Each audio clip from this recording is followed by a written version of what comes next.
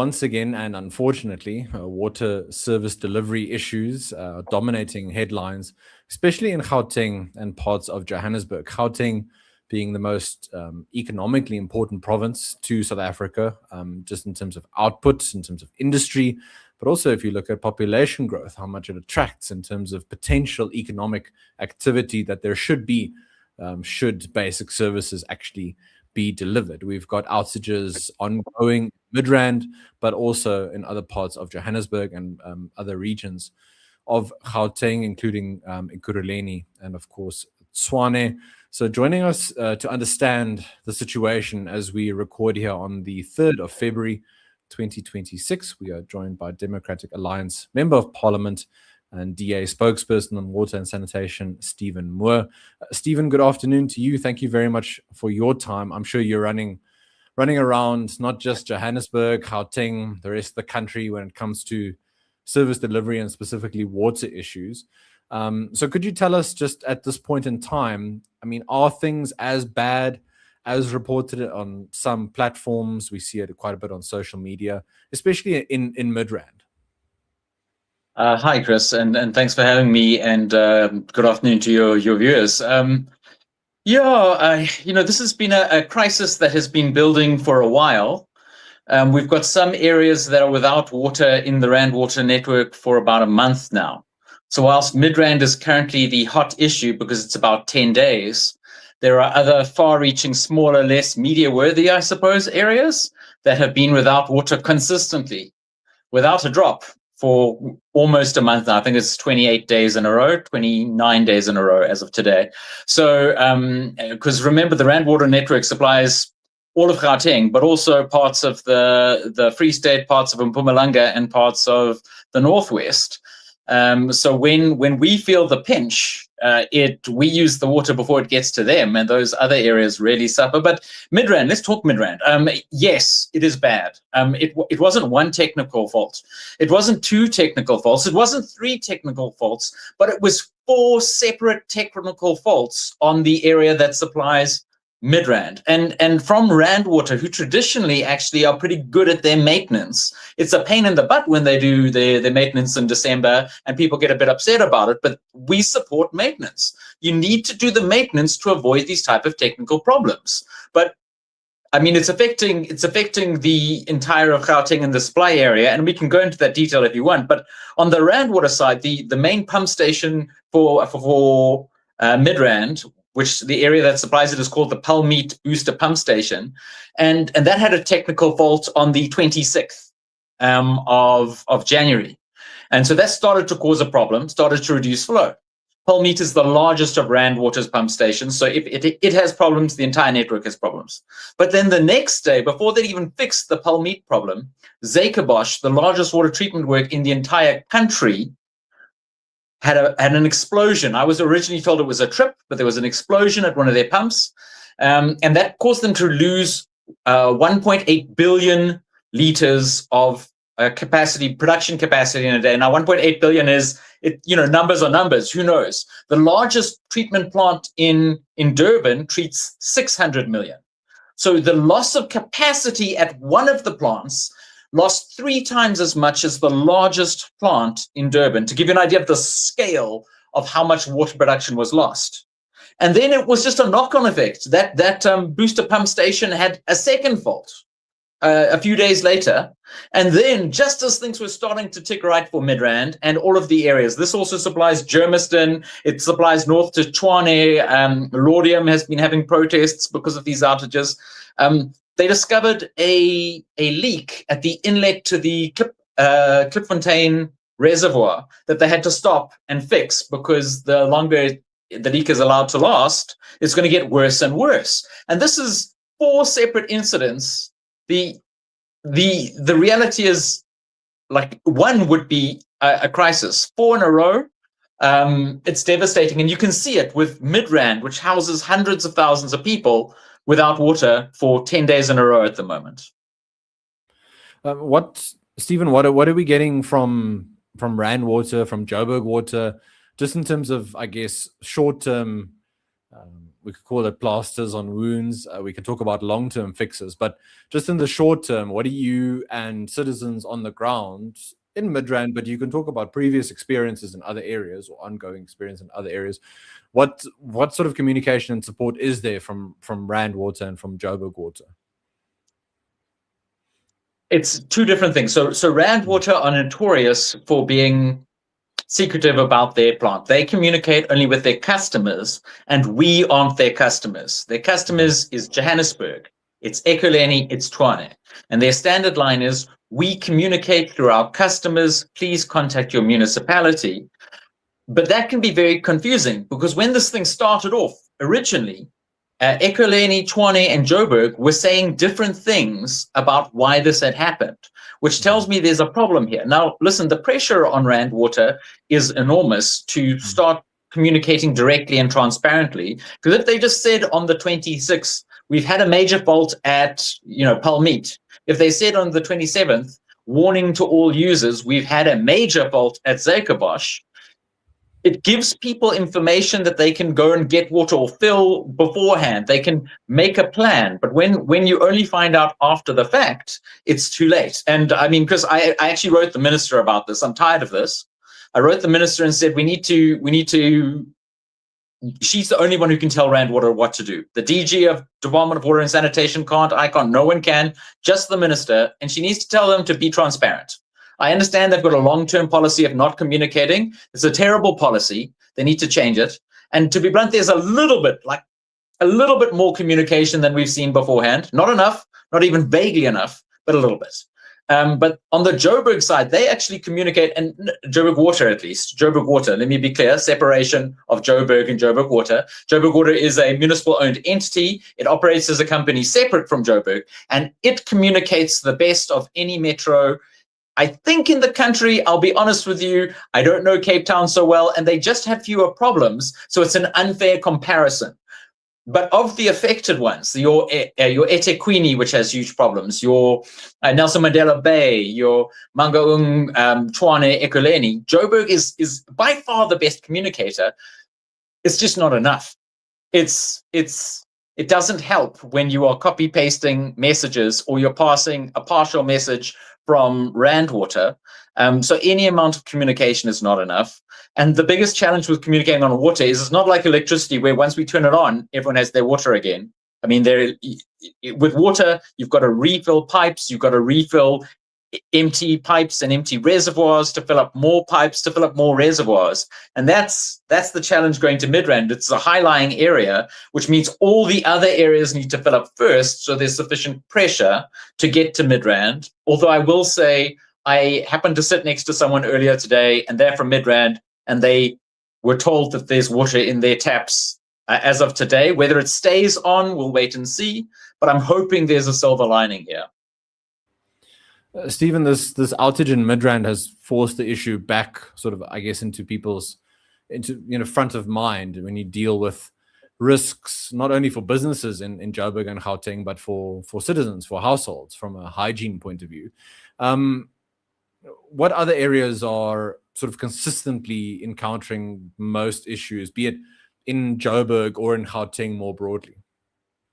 I mean, at the moment, Midrand has caught the attention. But to be honest with you, Melville's been suffering for longer. They're a vulnerable area due to densification and just the way the network lies. They're also in the Hurst Hill supply. So if you remember the commando system, we had the protests last year with Sophia Town and Coronationville, those protests. It's the same system. And their vulnerability means that Melville's been without water for, I think, 15 days as of now. On the Ekurhuleni side, and there's lots of pockets. The challenge here is water isn't fair. If we're in the same area and I'm at the bottom of the hill and you're at the top of the hill, I may never lose water because you act as a reservoir for me. And that's not fair, but we can't beat physics. It's just how it is, unless you've got a really advanced system that has plenty of pressure backup and everything else, and a lack of maintenance over years has prevented that. But I mean, it flows into Ekurhuleni.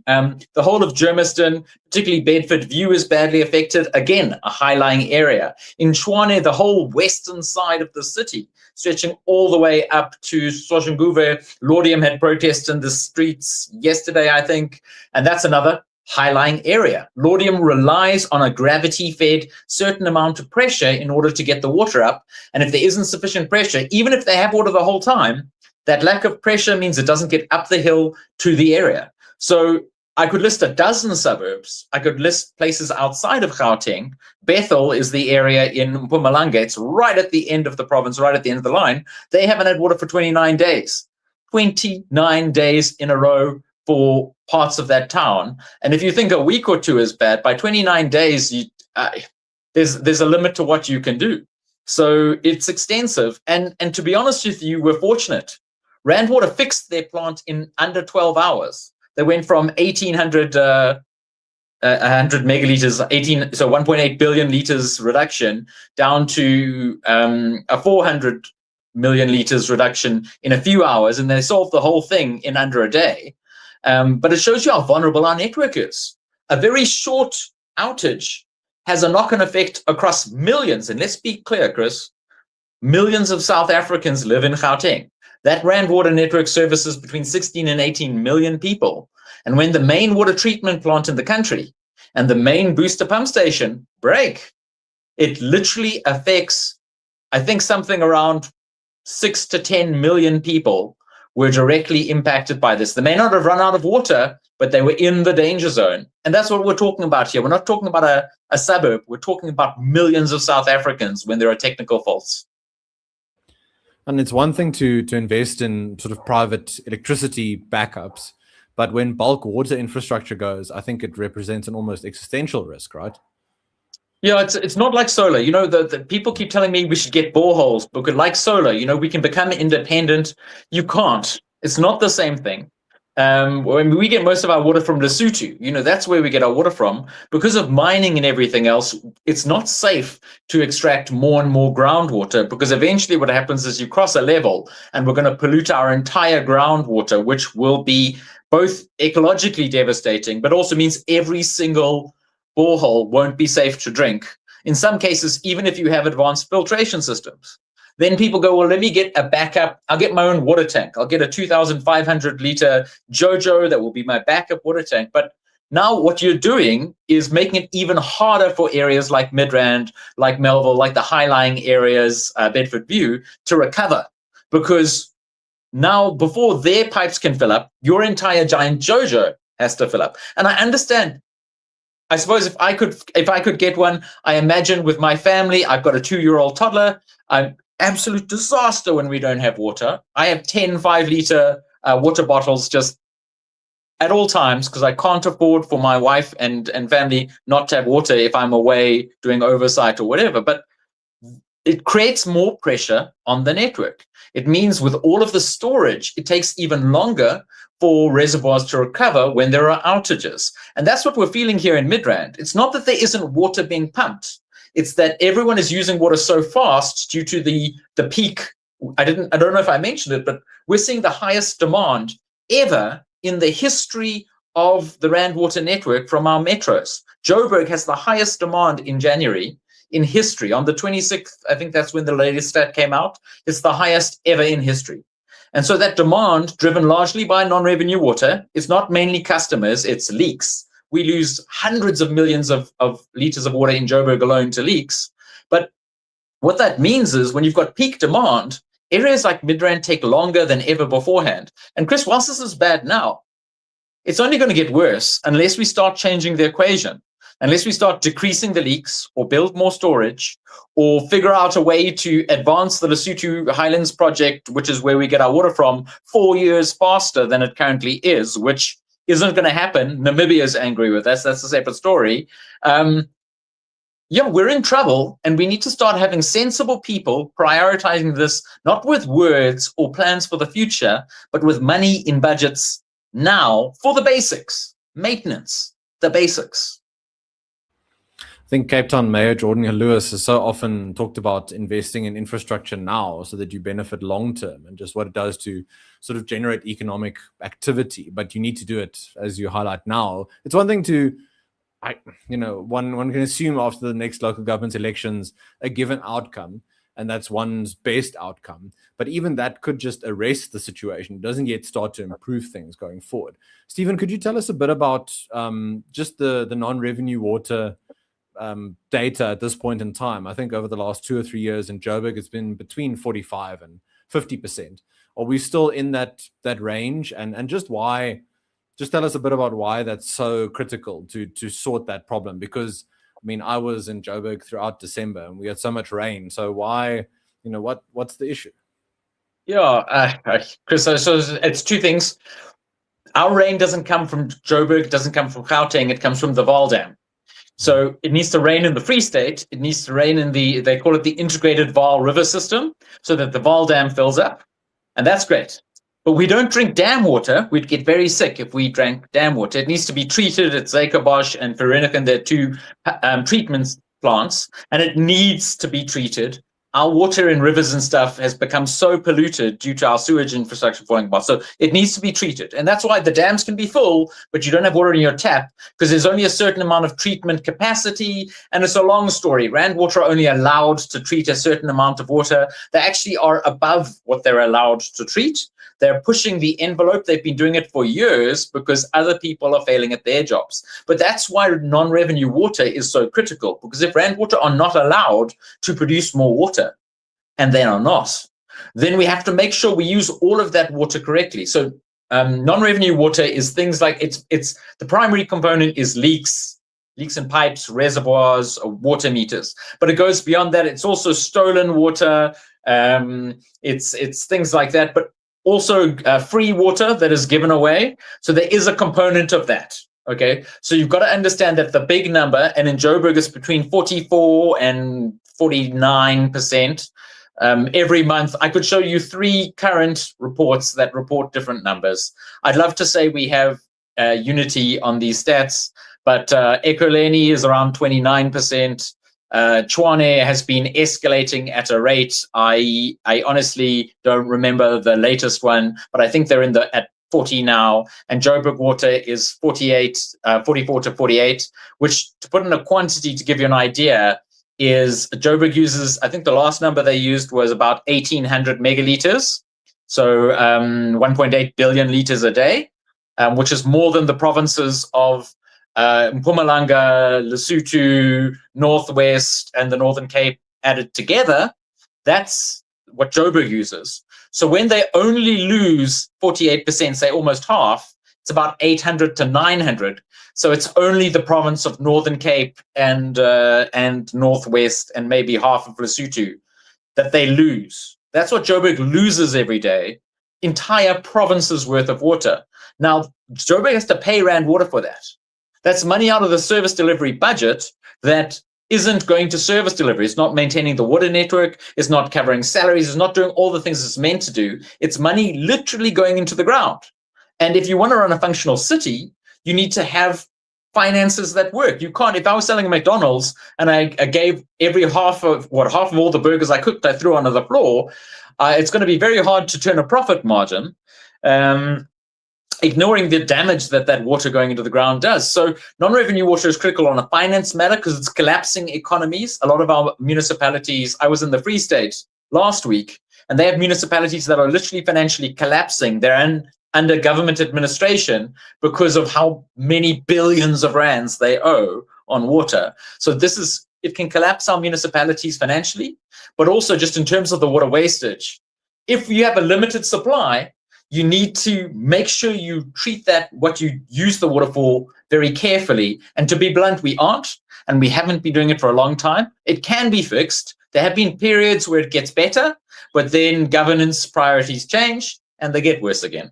So we need someone who's going to be very consistent in investing long-term, because it can change, Chris. Often people go, even if the government changes in November, December, it won't change. It won't change immediately, but year to year, it can get better. And we need it to get better every year, probably now for a decade, so that we have enough supply to get Gauteng through. Otherwise, long-term, we are talking a day zero situation.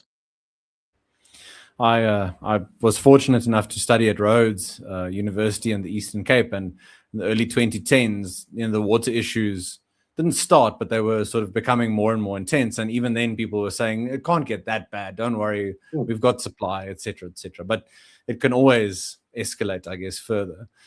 Stephen, just on, I want to give you an opportunity to talk about City of Joburg and plans or not in place to try and address the situation, to try and highlight if there is some kind of action plan or if not, and also just, perhaps other political parties that are trying to come to the table, or if not, what do you think in terms of that aspect? And just the last point on this sort of avenue, what do you and your colleagues need from businesses and citizens when they have got outages, just in terms of sort of, I guess, pressure or input, as it were? Yeah, I'm really grateful to civil society. We have a lot of groups who really step up and help each other and residents, particularly vulnerable areas, by the way, clinics, pensioners. If you've got an old lady living down the street, you may have never said hello to her, but go help her with that bucket of water, or that get her some water because she can't carry it. Chris, Joburg has plans. The MD of Joburg Water is a gentleman by the name of Inchiveni Mkwevu. I've worked with him in the past. I have a lot of respect for his knowledge. He's one of those people who got to be the MD of Joburg Water via the technical stream rather than as a appointment from some other form. And I like the technical people in charge of these things because they can fix things. The problem with Joburg Water, and I actually had to do a PIA request because we've been misled a little bit on this. Joburg Water on paper has money to do a lot of very good things. They're talking about refurbishing a lot of the vulnerable service infrastructure. They're talking about fixing up pumps and reservoirs, replacing pipes. It's excellent. But that money is only on paper. I mean, today the mayor, I think, committed to building 4 new reservoirs for Midrand alone. Well, how wonderful. We could commit to building a fleet of 1,000 airplanes to ship the sea to Joburg, and then build a desalination plant which will treat that seawater. I mean, it's a dumb thing to commit to when we can't afford to do the basics right, but we can commit to whatever we like. The reality is I got a PIA request to have a look at Joburg Water's account, and Chris, it's empty. They do not have the money that is on paper there. Now, there's a whole explanation of how they sweep it away, but the gist of it is Joburg has financial problems, and they're using the money that Joburg Water is supposed to have in their accounts in order to do all of these projects. The profit that we pay for water, and a margin of that water is supposed to go into maintenance and upgrading the system to keep it live for us, to keep it ahead of the pack. But that money is instead borrowed to pay salaries, to spend on other priorities instead of investing. And every year that you do that, you make the problem that much worse. So to be blunt, I've seen plans, and there are some good plans. And I'd love to spend more money, particularly on the plans I don't think are heavy enough on pipe replacement, which is not a sexy project. You'd have no ribbons to cut. For politicians, we hate that. Where's the ribbon? I need the golden scissors to be able to show what I've done. But to be honest, as a water specialist, pipes in the ground are where it's at. We need to actually maintain this network to stop that 48% non-revenue water going into the ground. And that'll start shifting the equation. But that requires just years of every year we need to give them the money and allow them to spend the money that is currently on paper on the maintenance. So there's the challenge here is the plans are there. The will from the city to go, okay, we're going to have to tighten our belt elsewhere so that we can actually allow Joburg Water to do the job. There have been some promising elements here or there, but the reality is we would have had this water crisis starting in December if we hadn't had that unusual rain, that unusual cold December. It was delightful. My grass loved it. But without that, this crisis now would have started in December. And as long as we have hot weather, this is going to continue because we're balanced now on supply and demand, and any minor problem tips us into a crash like we're experiencing. Oh, political parties. A lot of people are talking, but to be blunt, I haven't seen any really concrete. The people I've seen are doing good work, or at least good work raising the issue, are the people like the Johannesburg Water, I think the Water Crisis Network. There's a number of groups like that. Gift of the Givers. I was in Knysna 2 weeks ago, and they were helping out. They're helping out now in Midrand. It's wild to see Gift of the Givers more on the ground than some other people.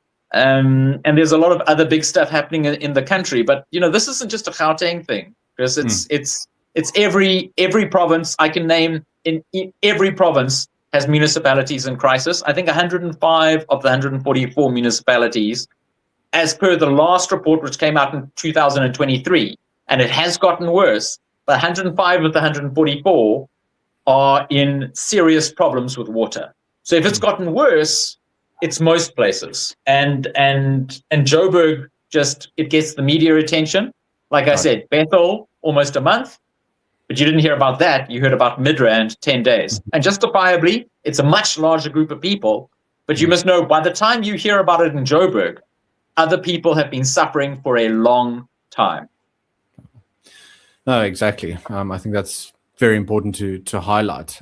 Stephen, as we come towards wrapping up our conversation, I do want to ask you a bit about the policy space. You've talked a lot about infrastructure and addressing those issues.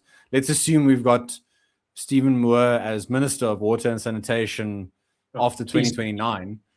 What policy areas do you think are most important to address, so that could then filter into the infrastructure maintenance? Yeah, because we're encountering a challenge, and it comes down to the Constitution, to be blunt. Local government control their own water. It's constitutionally protected as a local right. And we're trying to find what's being explored by the DG, and I'm generally positive about it. I'm cautious. Is a move to change how water is governed at a local level, to have the option of removing the right to control water from municipalities, because some municipalities have over decades proven they cannot do it. And so if they cannot do it, there reaches a stage where you need to be able to take it's called a water services authority and a water services provider. You need to first take the provider away and say, okay, municipality can't do it. Is there a company? Is there a water board? Is there something else who can do it? And eventually, if they can't act as a reliable authority, then that authority needs to be taken away as well. And I'm always hesitant about this because political interferences are seen. We've seen overreach where illegal administrations have been done, like happened in the city of Tshwane. So I'm always cautious about this. But at the same time, the harsh reality is the majority of municipalities, and I'll say the majority, but not trying to be overly political, but not my party's ones. But the other municipalities run by basically everyone else have water disasters, and at a national level, that's not going to change. Even in 2029, Stephen Moore becomes a minister, which please no. But if it does happen, that doesn't fix that the municipalities are probably still run by the ANC. And if that's the case, there's no indication it's going to change. It's not changing anywhere in the country.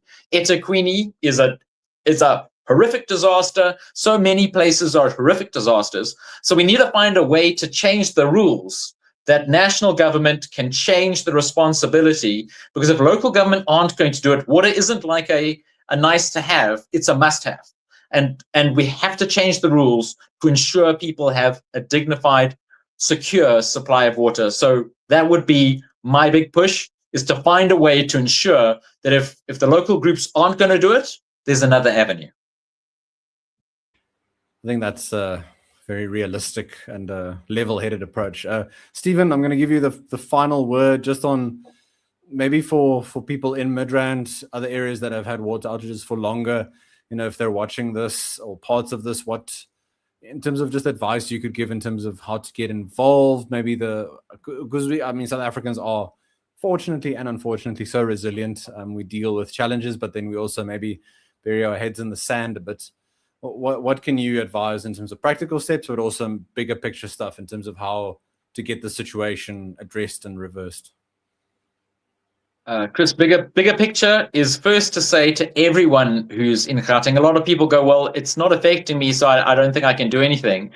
You can. It's not your fault, but at the moment I'm having 1-minute showers, and it sounds like a dumb thing, but you 10 seconds, to wet yourself, and then 50 seconds to clean at the end, because my water usage affects Midrand. It affects everyone else. So in the interim, if everyone else tries to do their part, pulls together, that can really help. And I'm sorry to say it that way, but the people in Midrand, there's not a lot they can do. What they can do is reach out to their neighbors to make sure that vulnerable people around them, children, schools, clinics, get support. Reach out, do what that gift of the givers thing is doing, and reach out to your community, because you might be able to pop to Woolies to go grab some stuff. Maybe someone else can't. And especially in areas, the less affluent areas, they are really, if you think some areas are suffering, some people, it's really dire. And so reach out to your community, act as a community, whether you're in the hotspots or not. Even if you aren't supplied by Palmeat, if everyone does their bit to just, at the moment, just for a short while, tighten your belt, be a little more cautious, it'll help the entire network. And then we can shift water from the other parts to Palmeat to boost Midrand faster. And to be honest, we need to start being more water careful anyway. If our local governments aren't going to do it, we as residents need to step up. And again, it's not our fault. But if we can all do our part, it's something that everyone can do. Everyone can do it today, not tomorrow or in November or in a year's time. And I wish I had a more concrete step of you can go out and fix a pipe or whatever, but you're not a water technician and neither am I. Do your little bit. And if we all do our little bit, I genuinely believe it'll help Midrand and the people who are desperate for water to come back. We're going to wrap up on that note. Things I think laid out in stark terms, but without the data, without the objective reality, we can't even start to address the situation and the problem. So, Stephen, we thank you very much for your ongoing work in Gauteng and across the country, to your colleagues as well. To all of you who joined us today, thank you very much for watching. We trust that you found it insightful and useful. We'll have much more on water-related, economics-related, and other political-related issues from the Center for Risk Analysis throughout this year. So make sure you are subscribed to our channel. And then until next time, this has been Chris Hattingh at the CRA Risk Desk. Take care.